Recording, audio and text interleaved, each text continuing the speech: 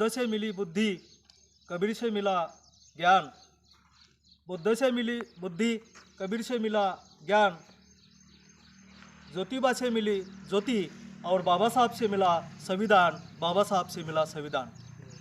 भारतीय राज्यघटनेचे शिल्पकार महामानव डॉक्टर बाबासाहेब आंबेडकर यांच्या जयंतीनिमित्त आपणा सर्वांना मी हार्दिक शुभेच्छा देतो। आजच्या कार्यक्रमाचे अध्यक्ष सन्माननीय मुख्याध्यापक आदरणीय सोनवणे सर, तसेच या कार्यक्रमासाठी आवर्जून उपस्थित असलेले मार्गदर्शक सन्माननीय जावळे साहेब, माझे सर्व शिक्षक बंधू आणि माझ्यासमोर बसलेल्या सर्व विद्यार्थी बंधू आणि भगिनींनो, आज संपूर्ण देशामध्ये डॉक्टर बाबासाहेब आंबेडकर यांचा जन्मदिन म्हणजे जयंती मोठ्या उत्साहामध्ये साजरी केली जाते। आणि म्हणून आज आपणही आपल्या गणेश विद्यालयामध्ये हा जयंती उत्सव मोठ्या उत्साहामध्ये साजरा करत आहोत। विद्यार्थी मित्र हो, 14 एप्रिल हा बाबासाहेबांचा जन्मदिन आणि त्यांना त्यांच्या जीवनामध्ये एकूण 65 वर्ष जीवन लाभलं आणि हे 65 वर्ष जे लाभलेलं जीवन आहे ते फार मोठं आयुष्य आहे असं म्हणता येणार नाही, परंतु या मिळालेल्या आयुष्यामध्ये त्यांनी एवढं मोठं कार्य केलं, मोठं कार्य केलं की त्याचा जगाला हेवा वाटावा असं महान कार्य डॉक्टर बाबासाहेब आंबेडकरांनी केलं। आताच आपण या स्वागत गीतामध्ये रुचके सरांनी म्हटलं की उद्धरली कोटी कुळे भीमा तुझ्या जन्मामुळे। या गाण्यातील एक एक ओळ जर आपण पाहिली आणि त्या ओळीचा विचार केला तर अर्थपूर्ण आणि जोशपूर्ण अशा त्या ओळीतून आपल्याला बाबासाहेबांचं कार्य आपल्या लक्षात येतं। विद्यार्थी मित्र, मी बाबासाहेबांचा जीवनपट सांगणार नाही, कारण आपणा सर्वांना तो ज्ञात आहे। बाबासाहेबांचा जन्म कुठे झाला, त्यांचे वडील, त्यांची आई, या सर्व गोष्टी आपल्याला ज्ञात आहेत, परंतु बाबासाहेब हे ज्ञानवृत्ती कसे होते याबद्दल मी थोडक्यात आपल्यासमोर माझे विचार व्यक्त करणार आहे। विद्यार्थी मित्र हो, बाबासाहेबांना वाचनाची खूप आवड होती। ते इतके वाचत की ते वाचताना त्यांना बाकीच्या कोणत्याही गोष्टीची आठवण होत नसे।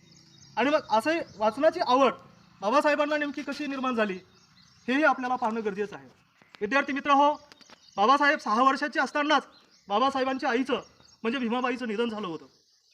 आणि मग बाबासाहेबांच्या जडणघडणीची, बाबासाहेबांच्या शिक्षणाची, एकूण व्यक्तिमत्व विकासाची जबाबदारी ही बाबासाहेबांच्या वडिलांवर म्हणजे रामजी बाबावर आली। आणि मग तेव्हापासून रामजी बाबांनी बाबासाहेबांचं शिक्षण आणि बाबासाहेबांचा व्यक्तिमत्व विकास कसा होईल याकडं लक्ष दिलं। रामजी बाबा हे सैन्यामध्ये नोकरीला होते, त्यांच्यामध्ये एक शिस्त होती, अभ्यासाची आवड होती आणि म्हणून त्यांना असं वाटत होतं की माझा मुलगासुद्धा खूप शिकला पाहिजे, माझा मुलगासुद्धा खूप मोठा झाला पाहिजे। आणि मग हे स्वप्न पाहत रामजी बाबांनी डॉक्टर बाबासाहेब आंबेडकरांना शिक्षणाचे बाळ करू दिले। आणि मग त्यांना एका चांगल्या मिलिटरीमधली नोकरी संपल्यानंतर पुन्हा परत ते गावी कोकणामध्ये आले, परंतु त्या ठिकाणी शिक्षणाची फारशी चांगली व्यवस्था नव्हती। आणि म्हणून रामजी बाबांनी बाबासाहेबांसाठी सातारा या ठिकाणी एक प्रायव्हेट अशी नोकरी त्या ठिकाणी स्वीकारली आणि त्या ठिकाणी बाबासाहेबांचं शिक्षण सुरू झालं। पुढच्या चांगल्या शिक्षणासाठी रामजी बाबांनी पुन्हा मुंबई गाठली आणि या मुंबई या ठिकाणी बाबासाहेबांचे वडील रामजी बाबा बाबासाहेबांना घेऊन त्या ठिकाणी राहिले। विद्यार्थी मित्र हो, त्या काळामध्ये दलित समाजातील, गरीब समाजातील एखादा विद्यार्थी जर मॅट्रिक उत्तीर्ण होत असेल तर ती फार मोठी अभिमानाची गोष्ट होती। आणि मग ज्यावेळेस बाबासाहेब मॅट्रिकची परीक्षा उत्तीर्ण झाले त्यावेळेस बाबासाहेबांचं त्या ठिकाणी खूप मोठ्या प्रमाणामध्ये स्वागत करण्यात आलं होतं असं आपण इतिहासामध्ये वाचतो।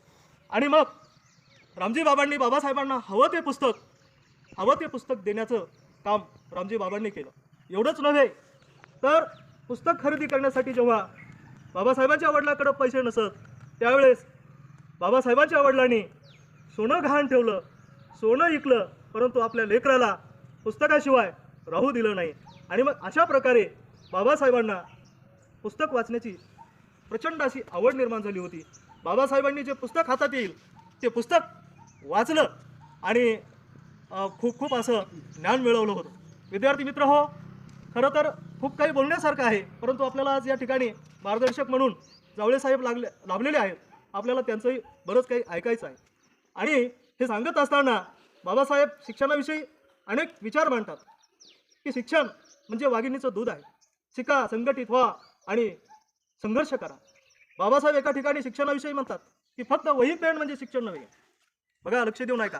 फक्त वही पेन म्हणजे शिक्षण नव्हे, तर बुद्धीला सत्याकडे, भावनेला माणुसकीकडे आणि शरीराला श्रमाकडे नेणारे जे शिक्षण असते ते खरे शिक्षण असते. आणि ते खरे शिक्षण आपण मिळवले पाहिजे, तरच आपला विकास झाल्याशिवाय राहणार नाही, आपला सर्वांगीण विकास झाल्याशिवाय राहणार नाही. आणि म्हणून अशा प्रकारचं शिक्षण हे आपण मिळवलं पाहिजे. बाबासाहेबांना जेव्हा एखादं पुस्तक मिळत असे तेव्हा ते पुस्तक वाचल्याशिवाय बाबासाहेब जेवतही नसत आणि झोपतही नसत. अशा प्रकारची ज्ञान साधना आपण जर आपल्या जीवनामध्ये केली तर निश्चितच आपण सुद्धा मोठे झाल्याशिवाय राहणार नाहीत. हा बोध हा बाबासाहेबांच्या चरित्रातून आपण घेतला पाहिजे. आणि म्हणून बाबासाहेब 18 तास अभ्यास करत असत. किती तास अभ्यास करत असत? 18 तास. बाबासाहेबांची इंग्रजी सुधारावी म्हणून रामजी बाबांनी त्यांना तरखडकरांचं इंग्रजीचं व्याकरण, इंग्रजीचे पुस्तकं आणून दिले. बाबासाहेब एका दिवसामध्ये संपूर्ण पुस्तक वाचत असत. इंग्रजीची पुस्तकं त्यांनी मुखोद्गत केली होती, पाठ केली होती, सगळे पुस्तकं पाठ केली होती.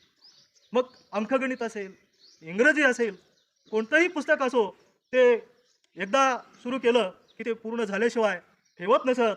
नवे आपण अनेक उदाहरणं पाहतो की त्यांना जेवण्याचं सुद्धा त्या ठिकाणी भान राहत नसं. असं त्यांचं पुस्तकावर प्रचंड असं बाबासाहेबांचं प्रेम होतं. बाबासाहेबांचं पुस्तक प्रेम सांगत असताना बऱ्याच काही आपल्याला गोष्टी सांगता येणार आहे.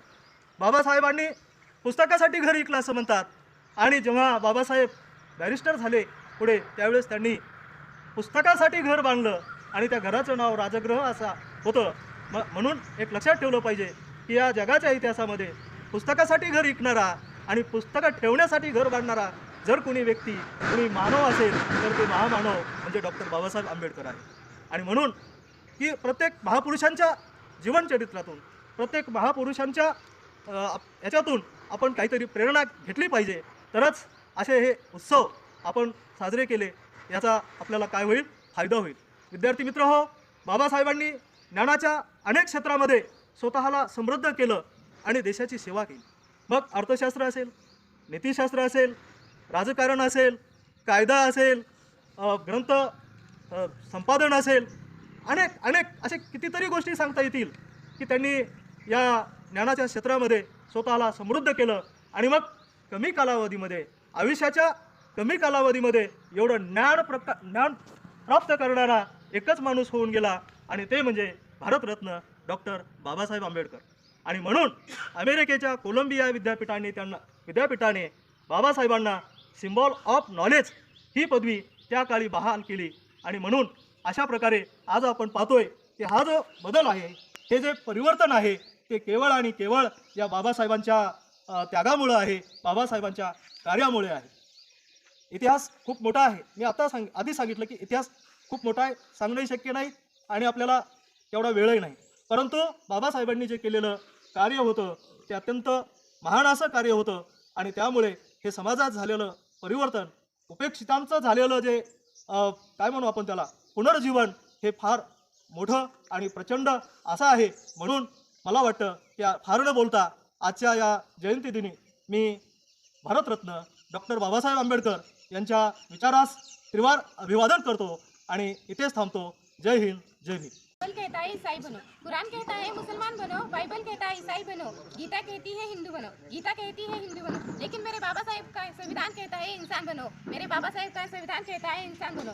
आजच्या कार्यक्रमाला उपस्थित राहिलेले सन्माननीय किशोरजी जावळे साहेब